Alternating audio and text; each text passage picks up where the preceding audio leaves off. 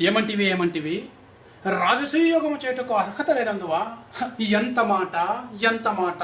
ఇది శాస్త్ర పరీక్ష కానీ క్షత్రియ పరీక్ష కాకూడదు. ఇది కుల పరీక్ష అందువా? నీ తండ్రి భరద్వాజుని జనం ఎట్టిది, అట్టి జుగుప్సాకరమైన నీ సంభవం ఎట్టిది. మట్టి కుండలో పుట్టితివి కదా, నీది ఏ కులము? ఇంత ఏల అశ్వత్పితామహుడు కురుకుల వృద్ధుడైన ఈ శాంతనుడు శివసముద్రుని భార్యైన గంగాగర్భమును జనించలేదా? ఆయనదే కులము. మాతో చెప్పింతువేమయ్యా? మా వంశమునకు మూల పురుషుడైన విశిష్టుడు దేవవేశకి ఊర్వశీపుత్రుడు కాడా?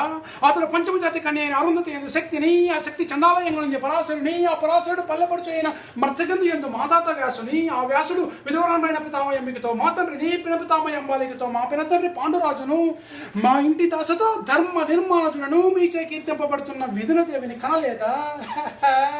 సందర్భావసరం బట్టి క్షేత్రబీజ ప్రాధాన్యంలో శంకరమైన మా కురువంశం ఏనాడో కులహీనమైనది కాగా నేడు కులము అని వ్యర్థవాదములు ఎందుకు? అంటే ఇంక